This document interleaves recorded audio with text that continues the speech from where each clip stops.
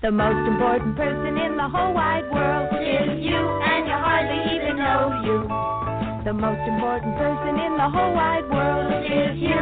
Come on, we'll show you. Let's find out more about the things you feel and do, 'cause you're the most important person in the world to you. Well, hello, and welcome to One4ALLisLove. I am Sonia Spirit. Happy Wednesday, happy hump day. Today is January 22nd, 2020. Hey, today is a 9 day. 9 is divine. Okay.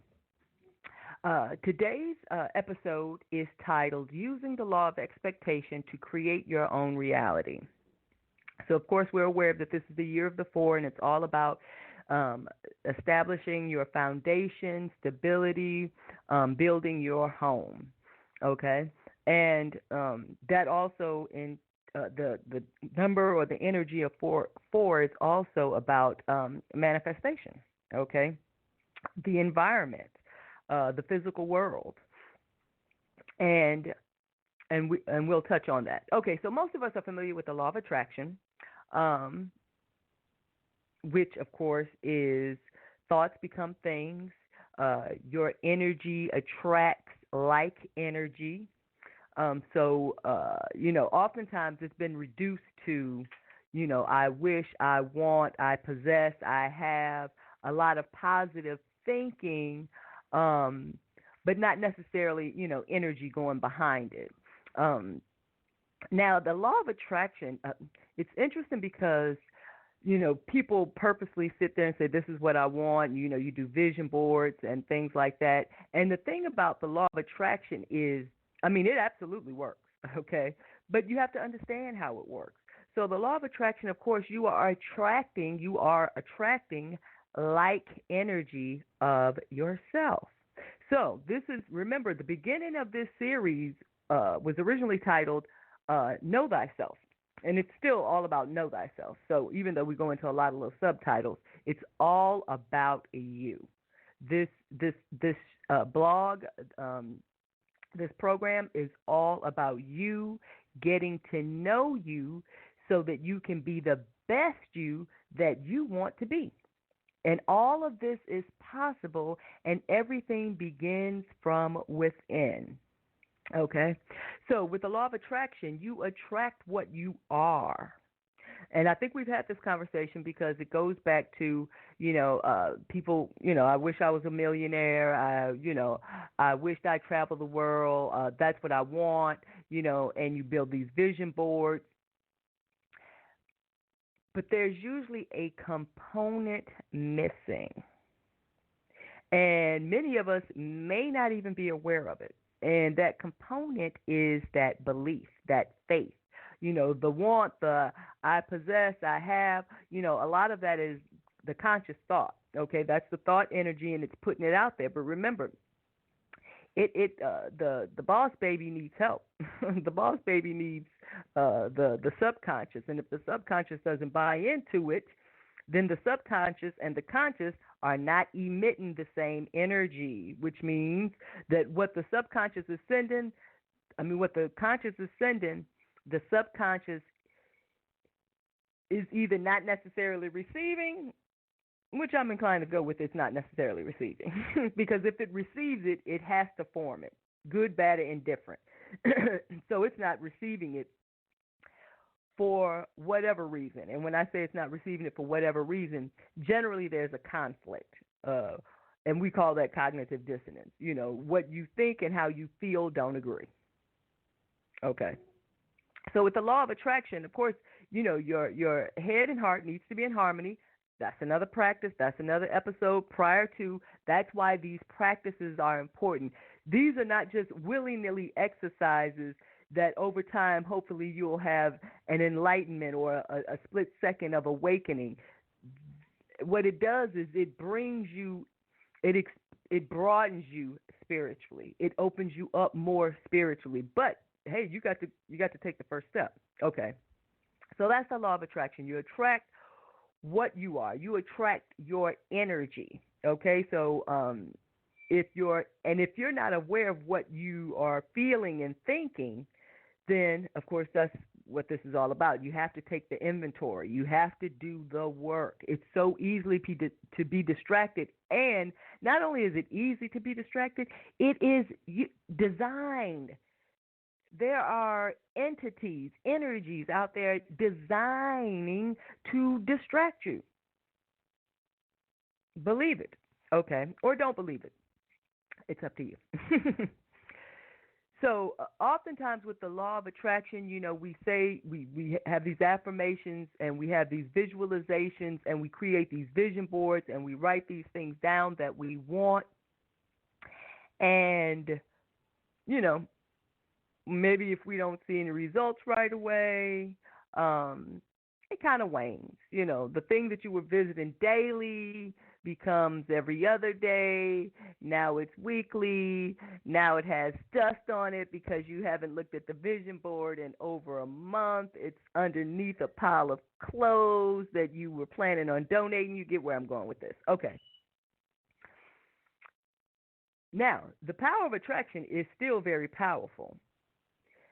It's learning how to use it. So don't be afraid to express things that you want.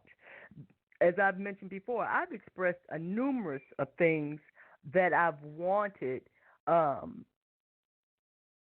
I just said it and let it go, and it came to fruition.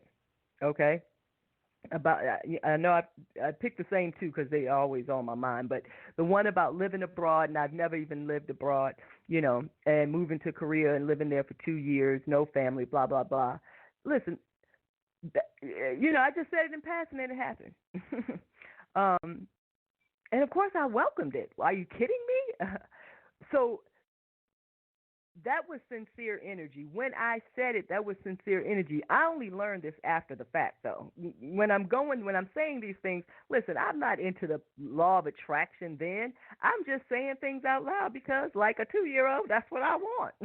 I want to live abroad. But everything was in alignment. It was a sincere energy, thought form, okay? And so it all lined up and it produced itself. I've said that I wanted to work from home. And at the time, I wasn't looking for another job. I was perfectly content with the one that I had. But things changed. Situations changed. I ended up moving. The next thing you know, an opportunity presents itself, and that's what I'm doing. And I loved it. So I know because I loved doing it, I know that when I said it, it was sincere. Mind you, this is all analysis and hindsight, okay? Because now I'm on a spiritual path, so I know, what these things mean. At the time, I didn't know what they meant. I just knew what I wanted, like I said, like a typical 2-year-old. So the thing with the law of attraction is sometimes it appears to work and sometimes it doesn't. And it's not that the law is not working. It's that we don't know our energy, okay? So we don't know what energy we are stirring up. Is this a sincere thought? And does the subconscious say, hey, I like that, let's do it? Or, are you having a thought and the subconscious said, for example, I want to be a millionaire. Well, where's my millions? And I know part of that is because, the deep-seated consciousness. And I mean, I've been spending time, thinking about the patterns that my mind holds from previous experiences. I remember growing up and visiting my father in the summertime in Nashville. And all I ever heard, I don't want to say all I ever heard because that's not true.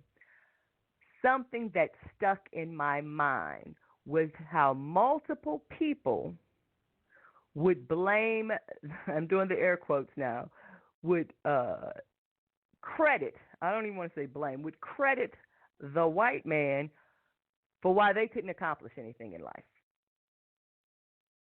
And the phrase stuck with me, but the energy didn't attach itself to me, and I'm grateful for that because then you don't try, and we defeat ourselves.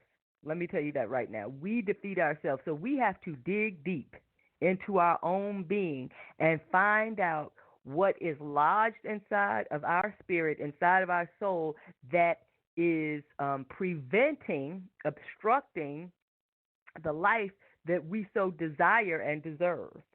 Okay?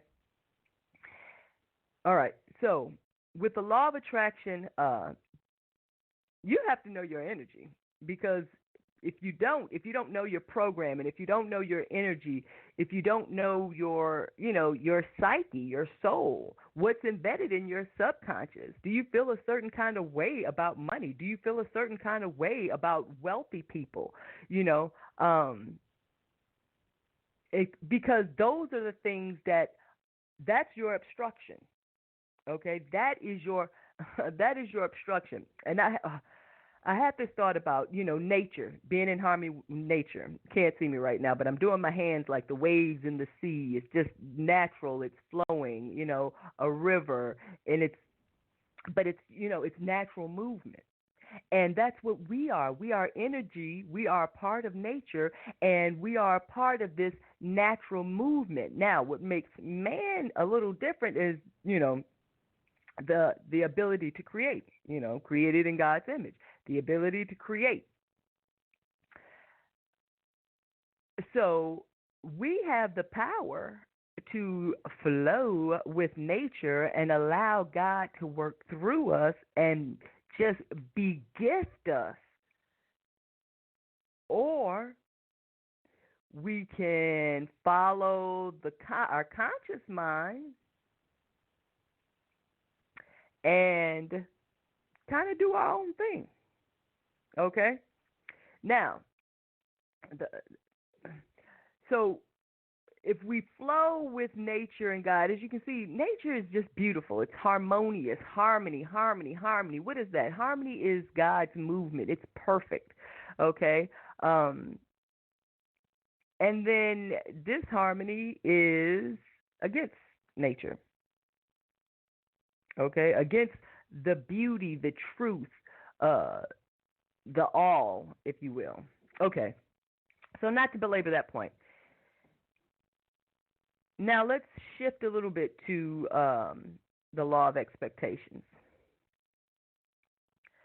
So the law of expectation is a little different. And the law of expectation is, let me see. Let me read this to you, and it'll probably sum it up even better. So here's a parable about the law of expectation. It's called the baby carriage parable, and it's not something I made up. I've read it.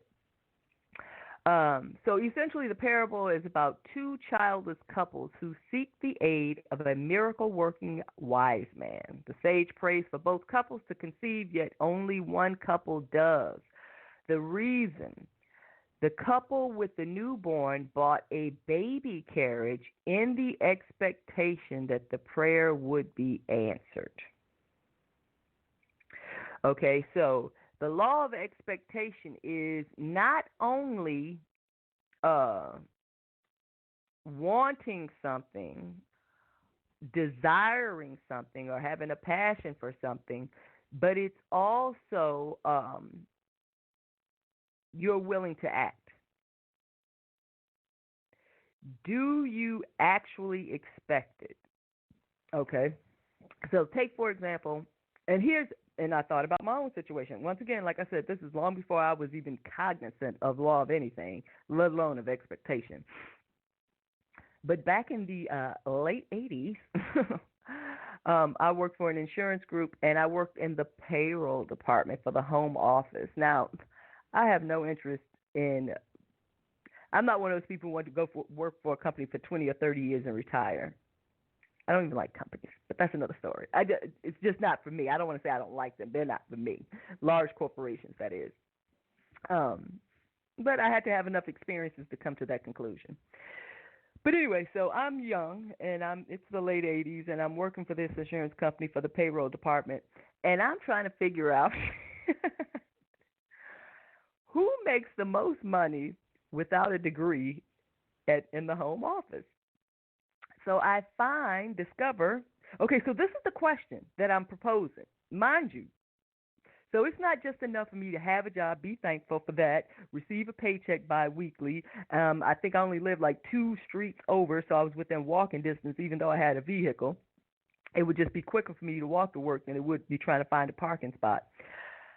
Okay, so that's not enough for me, and that's okay because your situation should not be enough for you either. Okay, so I wanted more. Now, I don't know that about the law of expectation. So I discover, because I asked the question, and we'll talk about that some more. Questions are so very important because what do questions do? When you ask a question out loud, or it don't even have to be out loud. You can ask it internally. It's all good because you're talking to the same source. You are speaking to the universe. You are speaking to God, whether you move your lips or not. So when you ask a question, and I remember my instructor always telling me it's not the answer, it is the question that you seek. And I realize the question puts in motion for the universe to answer. If I ask a question, and it's especially if it's just me and the universe, because the universe is in me and I'm in the universe. So if it's just us two and no other human consciousness are around, okay, the universe knows hey, we're chatting over here. So when I ask the question, who in this company, which position in this company makes the most money without a degree? Because at the time I didn't have one. I think I had just left college like after a year and a half, but that's another story. So, of course, I got a response. The response was computer programming. So at the insurance company, this was the home office insurance company. Of course, at the time, Hartford was the insurance capital. Name still may be referred to it, even though I think Dallas has more insurance companies, but that's a side story. Anyway, so this particular insurance company had their own computer programming development department. So there was a training program. It was all in-house. All you had to do was take this test.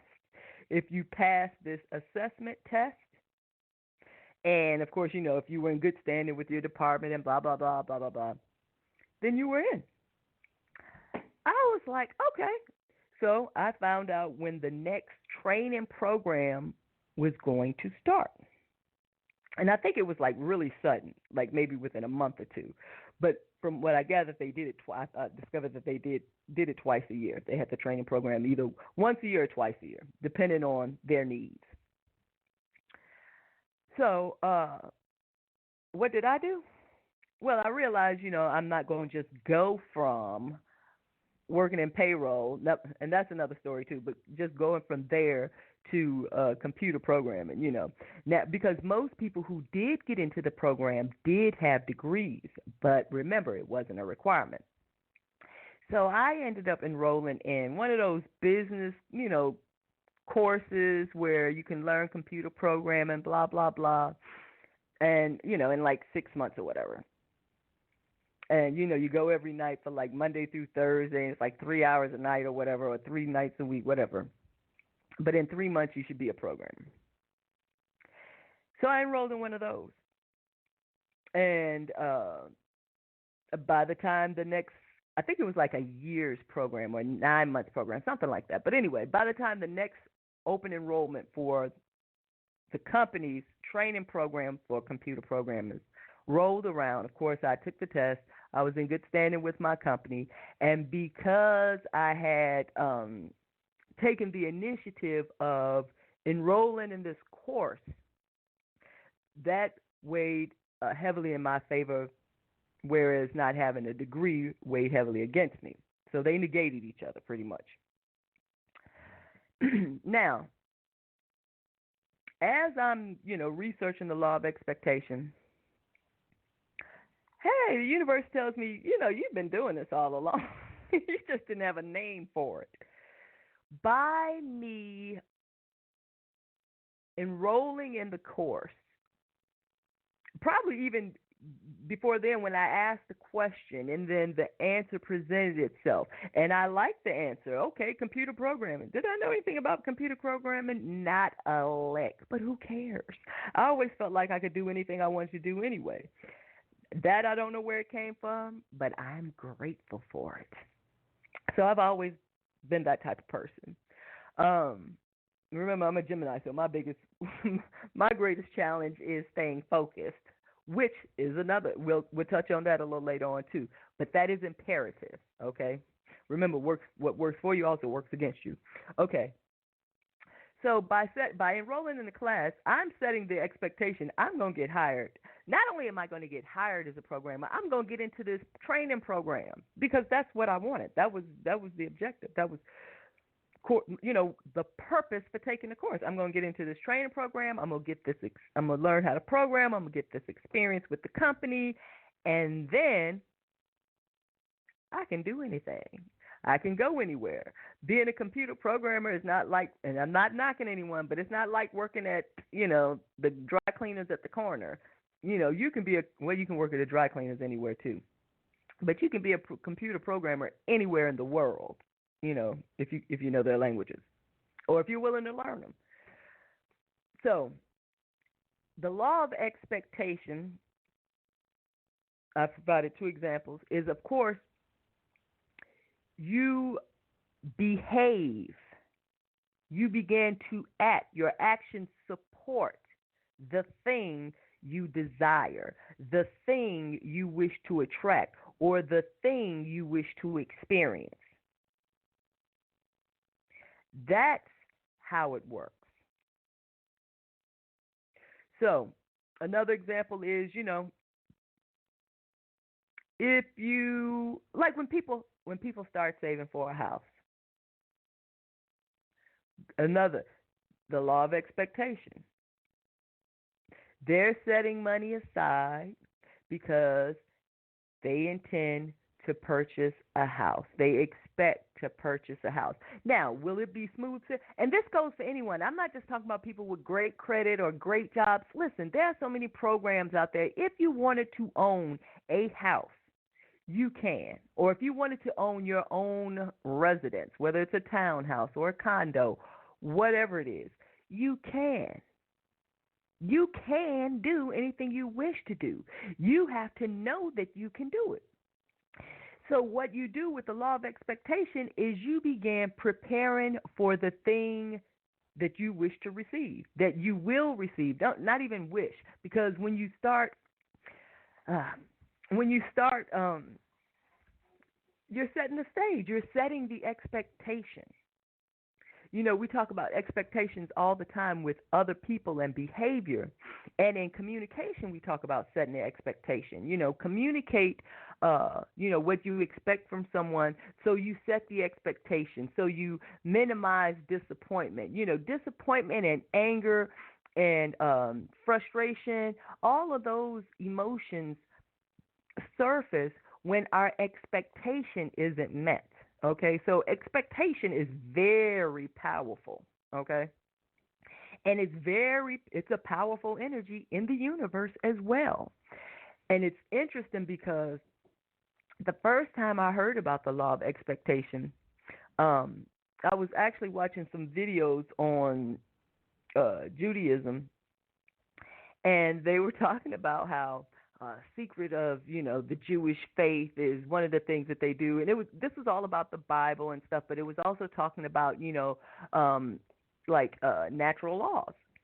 And it was like, one secret that the Jews exercise are aware of and exercise it often is, and they didn't even refer to it as the law of expectation. They just said, whatever it is that you want, wish, or,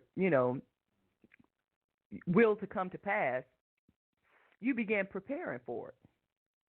And that's what the law of expectation is. You are preparing for the thing that you desire or the experience that you desire, whether it is a job, whether it's money, whether it's a baby, whether it's a loving relationship, whether it's world travel, whether it's spiritual enlightenment, whether, whatever it is, whatever your heart desires. You can use the law of expectation to start moving in the right direction. Don't complain about the current job that you have. Don't complain about the lousy marriage that you may be in.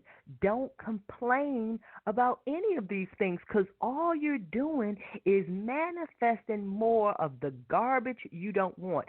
Anytime you spend any amount of your attention, and let me be crystal clear,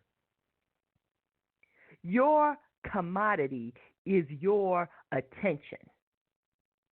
And if you don't know that by now, listen, that's why there are thousands, millions, billions of distractions, from television to radio to events to activities to people.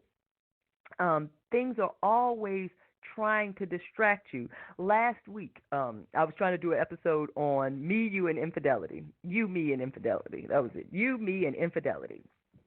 And I didn't even touch on what I really want to touch on spiritually, and I'll mention a little bit about that towards the end. Or maybe I can mention it now. Because as soon as I opened up the programmer, I had callers on the line, okay? And they were ready to talk. And I had two callers, and I don't get callers that often, if ever. And they told me, I saw the title of the program, and I figured I needed to stop here. Okay, so one gentleman that I spoke to, his life, he has a focus. His life appears to be on track. I say appears because just based on the information that he had provided, it appears to be on track. It's just not happening as fast as he would like. So, what happens when things are not meeting our expectations? It is an opportunity, not necessarily a good one, but it's an opportunity for us to become distracted. So, of course, he was mentioning someone that he had once dated prior to him being married, and this person has kind of gravitated back into his life again. And, you know, from just the way he sounds, I take it she's a very beautiful woman. There's definitely, you know, some chemistry there. But from a spiritual standpoint, you have a focus. You know what you want to do. It is part of your larger plan, which incorporates having a family. And if you continue to entertain thoughts of this woman, it will derail your plan, the plan that he has set for himself. Okay? So we did speak on focus, and we did speak on not being distracted. Okay? And he got that out of it. And I wish him well. Hopefully he'll make the right decisions for him. And that's only between him and his higher self. The second caller was a young lady who was married to a I don't know if he's habitual or serial or womanizer, but it sounds like he's had more than one affair. And I guess he has some other issues. Now, I recommended counseling because if she wants to stay with him, and she does, I mean, because that's why she was on the phone. She's seeking answers. She's seeking help. You know, she still cares. She still wants this to work. Because when you don't, you ain't calling in talking to strangers about, you know, you, me, and infidelity. Look, you've already written that person off and moved on in your life, whether you're still physically present or not. So, you know, I recommended, you know, couples counseling, marriage counseling.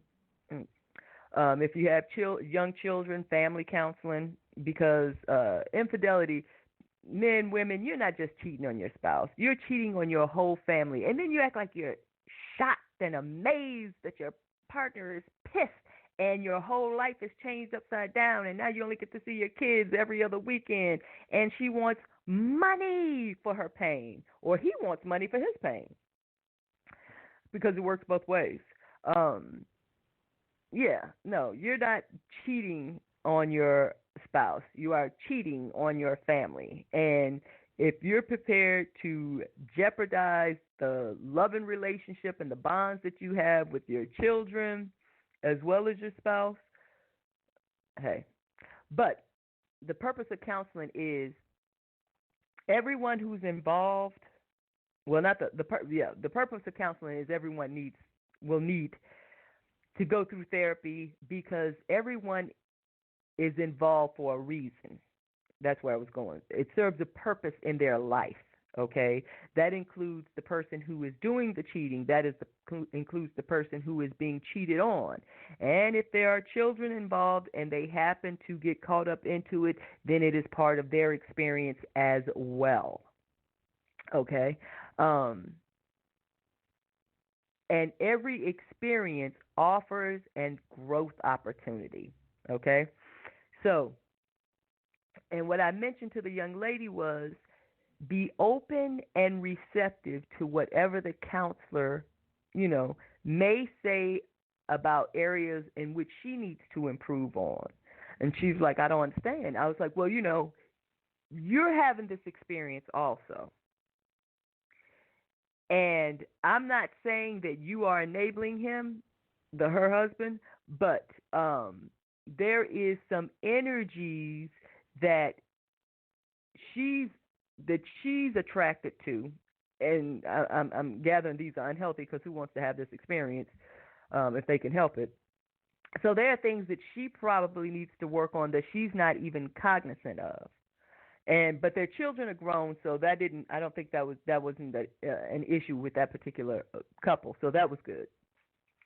But from a spiritual standpoint, you have to understand that everybody who's involved in this cheating scenario or experience, it has something to offer you. You are not a victim. You are not there on accident, by happenstance, coincidence, because you just love this person. No.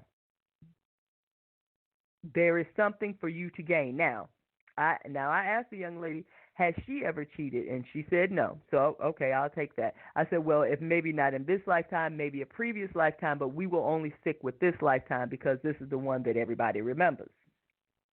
And then we kind of went there.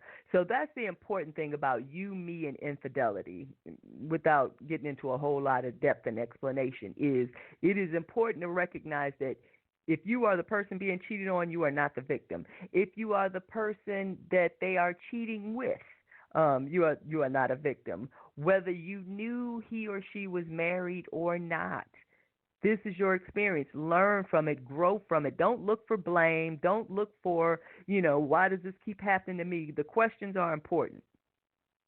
How do I learn from this experience? How am I to grow from this experience?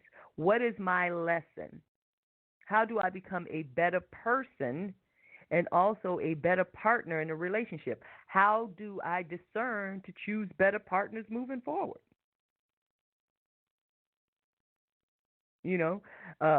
What wisdom am I missing to attract the best partner for me, a good fit for me, my spirit?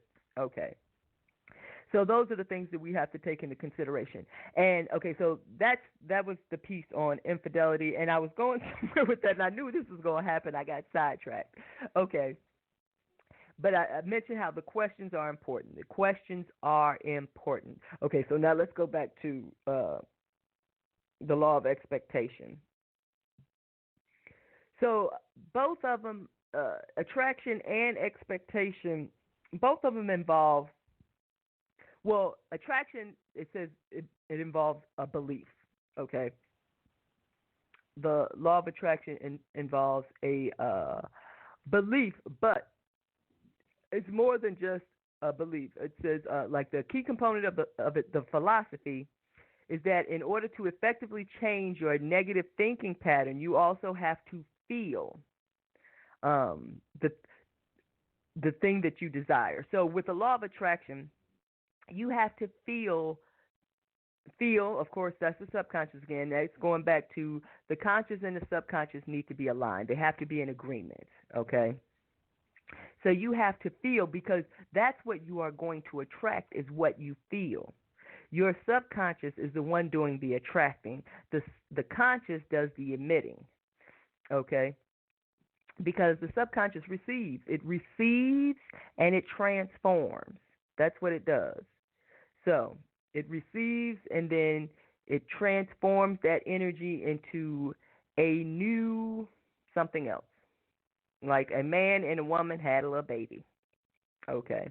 So the transformation process, like, the man emits his sperm, the female, the egg receives the sperm, and that sperm and egg is energy, and it transforms into a baby, a zygote, whatever you want to call it initially, but eventually, okay, so it's transforming in the female. Now, this is the law of gender, but this applies to everything that is created in the world of man, okay, and mankind, but in the world of man, because there's duality in man. So that's exactly what happens. So you have the male energy emitting, you have the female energy receiving and transforming. So actually with the female, you got 2 and 3 going. And then the fourth, which is the year of the 4, it is that physical manifestation of a baby when she gives birth after 9 months. Okay? So the baby was in the transformative stage while she was carrying it.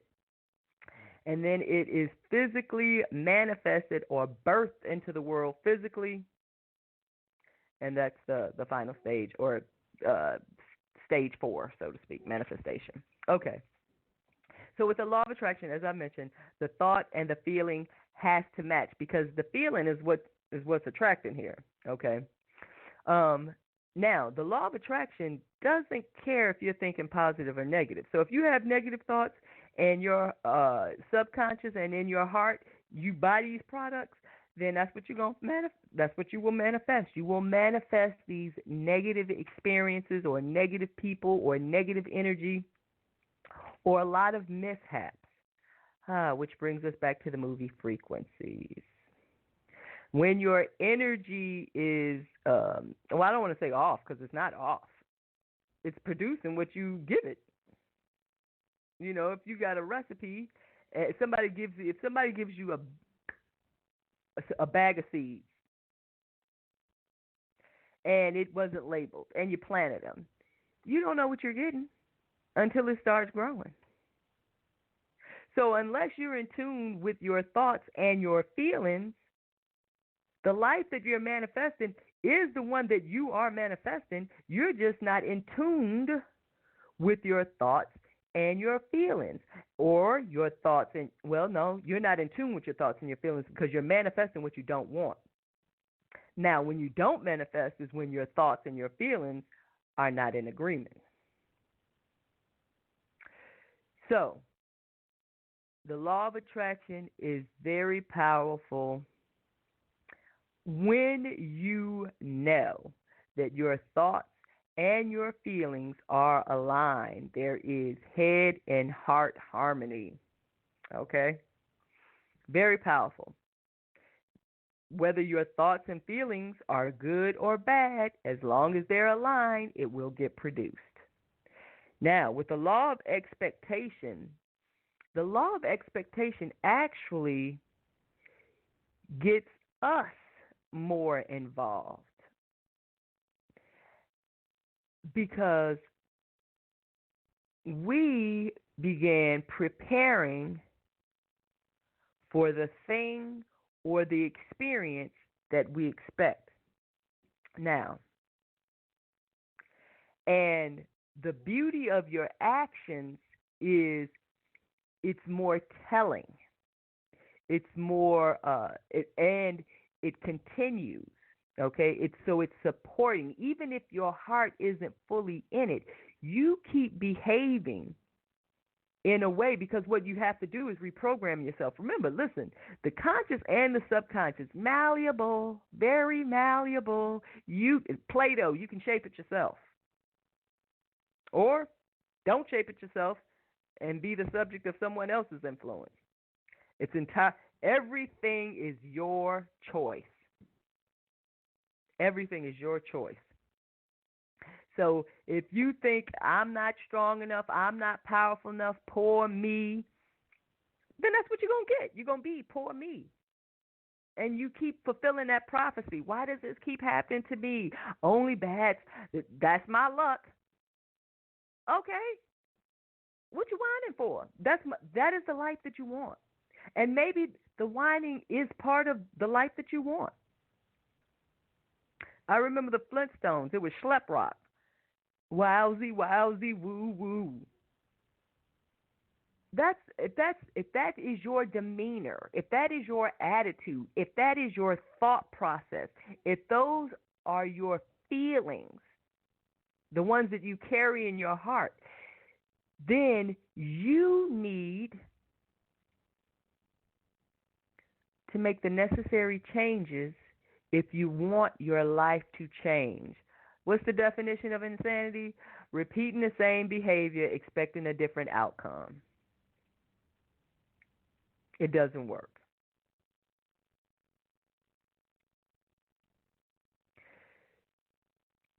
So we talk, and all the things that we talked about before, like meditation, affirmations, prayer, sitting in solitude. Meditation is receiving, prayer is asking or sending out.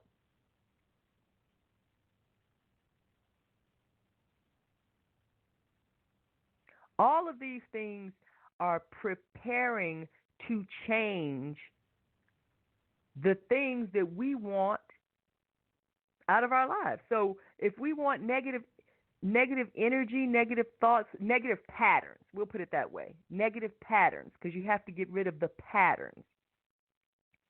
We have pattern behavior, and some people call pattern behavior addiction. But we have pattern behavior, so things work in cycles. The energy works in cycles. And we have the power to change anything and everything. Now, mind you, remember when I talked about consequences? Consequences are what? They are a sequence of actions that comes from our heart, our stored energy from the heart. Okay? And so, there are those. Oh, I lost my train of thought again. Sorry. I love doing live shows, but oh my goodness. Okay. Anyway, getting back to the subject hand. So everything is about you or me. How do I think? And now, the more you invite this, the more it expands and grows. Let me tell you, God is all about movement. God is all about growth. Nothing is still. Universal law number 3, everything vibrates. God is all about movement and change and becoming better and greater. Not that God is not better, but in terms of just creative. We say better because it's a comparative term. God doesn't say greater. God doesn't say. How about that? But so some of the language that I use may be from a limited human perspective. Okay, so I don't want to be putting anything off on God, but God is always moving. Okay, always moving. Energy is always moving. We're energy. Our energy is always moving. It's attracting. It's dispelling. It's creating. It manifests our reality. Once again, the most important commodity is your attention. What do you pay attention to? I was watching a video, and the guy was talking about, of course, universal laws, and he was like, listen, if you want to spend your time playing video games all day, do it. And in this day and age, you can make millions of dollars from doing it. Just last week or a couple of weeks ago, I love Jeopardy. And they had the greatest, the GOAT game, where the 3 greatest people, they won the most money, or they had the longest streak, or they set multiple records, whatever. Jeopardy. these people have made millions of dollars from playing Jeopardy. So there is much money. If it's all about money, the money will come. You have to find in your heart what it is that you want to do. What are you attracted to? It took me a long time, and I didn't find it. It found me. But I know, but the attraction was always there. I always knew it existed because I've always had questions. It was always about spirituality. It was always about God, and I knew that God was powerful, and I knew that God answered prayers. Because whenever I found myself in a situation, I mean, a real situation, where I felt overwhelmed, like, okay, I'm way out of my element here. I don't see how, I'm to the point where I don't see how I can get out of this, you know. So what do? I tie a knot at the end of the rope and keep hanging on. But in the meantime, I'm praying because I know that, I know that prayer works. And, of course, that's also my background. My grandmother drugged me to church, the same one that I used to visit every summer and had to hear about, how the white man kept you down. But that's another story. But she always took me to church, and even though I am not a fan of churches by any stretch of the imagination, just because I feel like so many of them are corrupt. It's a business. When I say corrupt, I mean it's treated as a business, not as a center of healing. Okay, a center of healing and growth. A lot of them still do a lot of community work, but I think oftentimes the individual gets lost. But okay. So anyway, but there are things that stuck. It goes back to Slumdog Millionaire. Every experience that you have, whatever sticks, entertain that, because that's the universe talking to you. Entertain it. When I say entertain it, ask some questions. If nothing else, why am I having this thought? Why is this particular thought sticking in my stream of consciousness? And then, of course, what's the next question? What am I supposed to learn from this? How do I benefit from this? How do I gain from this? Is there some sort of action I need to correct? These are the things that, when I'm talking about working on yourself and doing the work, you can heal yourself. We all have the power to heal ourselves. But you got to ask the right questions. All you got to do is ask a question. You don't even have to ask the right questions. Just start out with a question. The universe is always listening, and it will respond. You have to be paying attention, but it will respond. So remember, when you're having experiences, when you're engaged in conversation, or even when you are idly watching television, okay, there are messages that are being streamed, okay? I've collected many messages because I used to spend a lot of time watching TV. And I would look for things, like I don't know, like I'm not into car crashes and stuff like that. I was always interested in the cracks, or what they call the stillness, the scenes where most people probably would go to the bathroom because it's nothing but dialogue. But that's where the nuggets are. Oh, okay, here's another good example. So,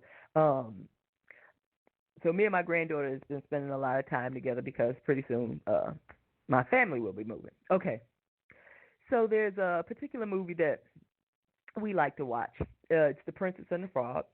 And there was something that was said in the movie. Now, mind you, if you're not familiar with it, it's the setting is New Orleans, and so they have this character called Shadow Man. He's into tarot and voodoo, and, so you hear a lot about that with, New Orleans putting roots on people, voodoo, hoodoo, blah, blah, blah. Okay. So the Shadow Man is trying to transform the servant into the prince and the prince into a frog.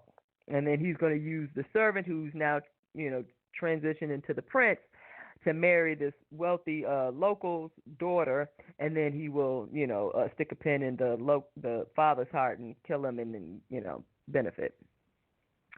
So while he's doing working his hoodoo voodoo on the prince and the prince's servant, manservant, towards the end, after the transformation has been made, now mind you, they're just singing for like a little song, and it's, are you ready, blah, blah, blah, blah, blah.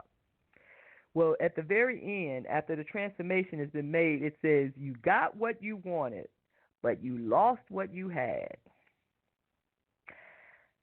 Now I'm going to do some research on that because that one stuck, and it has a lot of meaning. And so I know in the context, it's about the spirit world. You know, I've mentioned that I've always been drawn to like magic and like when I was younger, witchcraft because I was fascinated by bewitched. But I would never like practice magic. Something about it, even though I was attracted to it, I would never dabble with it. Just because, like the little handful of books that I read when I was a teenager is, you know, you have to protect yourself because of, you know, dark energies or negative energies. I was like, listen, I don't even know what I'm doing. So the last thing I need to do is be possessed like who was it? Not Carrie. The Exorcist. So of course, fear prevented me from moving that direction. Now that fear may have been I don't know yet. You know, that fear could have been the protection for me. Listen, this is not for you. You know, feel this way and leave it alone. But you know, but the spiritual aspect of it, because spirituality is magic. Magic is not evil. Magic is not evil by any stretch of imagination. Law of attraction, law of expectation, all of it is magic. Basically, your thoughts, your feelings, if they are in sync, will yield whatever it is that you want. You just have to get your energy aligned, get your mind right, get your heart right, and then get them in sync. And you can have anything that you want. Where do you focus your energy? Are you still focusing on the people talking behind your back, the person that did you wrong, the boss that took credit for your idea, the white man, whoever it is, the young lady who just came back into the picture, even though you got to focus? Listen, don't be distracted. Don't be distracted. Attention is the number one commodity. Focus is what will yield us whatever we want. And when I say focus, that is the alignment. The heart and the head are aligned. They are focused. They are one. Focus is having a one-track mind. The one-track mind involves the heart. Everything is aligned. That's what focus is. It is the I. It's one. It's singular. All successful people have had focus. I'm not talking about people who inherited wealth. I'm talking about those who have gone out and made their own way. Focus. They don't allow other people to define them. And what do I mean by that? The white man that won't let you get ahead, that's allowing someone else to define you. Yeah, listen, don't get it twisted. I'm not naive. I was born in the 60s, but I wasn't raised in the 60s. However, I'm not ignorant to the past at all. People treat people, we condition, we train people how to treat us. Listen, and this, for all people of color who ever use the term the white man, whatever, for what held me down, held me back, won't let me get ahead, do not accept anyone else's definition of you. Listen, I don't care what they put in the news. I don't care how they always interview the worst people that they can find at every tragic event. It doesn't matter. Don't forget Reconstruction. Don't forget Black Wall Street in Tulsa. Okay? You can do, and this is right after they changed. Reconstruction was right after they changed the law. There were senators. We had black senators. Listen, I'm only saying this not to further divide people, but just to let folks know you can do anything you want to do. Anything you want to do. You are not limited by other people. Now, does that mean everything is going to be smooth sailing? No. It's not. Everything is not going to be smooth sailing. But if you have focus, and if you have passion, it's even better because passion drives you. But if you have focus, you will not allow anyone to impede your path. And when you are spiritually centric and you have a focus, no one can stop you. No one can stop you. As a matter of fact, no one will even try, because what will happen is your energy, your Taurus field, your energy will attract more people to help your path. Whatever it is that you are trying to do, people will come into your life. That's why you have to be open and receptive. That's what love is all about. Listen, it's not being paranoid every time you meet someone or thinking the worst every time you meet someone. Oh, no, I don't want no help. That's okay. No, thank you. Listen, this like the story about the flood, and there was a flood, a hurricane, whatever. The guy was on his roof, and a boat came by, and the man said, can I, let me help you. Get in the boat. He said, no, he's waiting for God. And then, I don't know, a helicopter comes. And then the man says, no, he's waiting for God. And then finally another storm comes and it blows him away. He dies and he goes to the heaven. Okay, this is a story, so work with me. He goes to heaven and he says, how come you didn't save me? I was waiting for you. He's like, hey, I sent a boat. I sent a helicopter. He's like, hey, I did what I was supposed to do. That's what it means to be open and receptive. The opportunities will come. People will present themselves. You have to be in tune. So this is going back to the flow of nature. You have to be in tune, and you have to be on the right path. Listen, but if you got a lot of bones in your closet, you got to work on your karma too, because going back to consequences with a sequence of events. If you have karmic debt that has not been repaid, then expect for it to unfold, okay? Or don't expect it. It's completely up to you. But definitely work on your law of expectation in terms of what it is that you want. Focus, buy the baby carriage. Enroll in the class, even though, listen, I enrolled in this class. It was never a thought that I wasn't going to get accepted. And let me tell you something. I didn't know anybody. They only accept like 25 people. There was over like 5,000 people just in the home office, that building. So, but I believed that I was going to get in. I knew I was going to get in. I don't know how I knew. But I went with the flow. It's like, hey, this is the path to take if that's what you want to do. And that's what I did. And one of my philosophies is going with the flow. Of course, some people call me fickle or whimsical or or what is it? It's more derogatory than that. Whimsical is my term. Fickle or skittish or, easily distracted. Now, going back to focus. When I do make up my mind to pursue something, I am focused. I am very focused. And one place, our time is almost up. Anyway, in business, I have used it over and over again with deadlines. When I have a deadline, for some reason, my inner mechanism, that's what my sweetie calls it, kicks in, and I know, okay, it's time to work on it, and I can get it done. And I always make my deadlines. So some people work better under pressure. That's what that means. They become more focused. And you can do the same.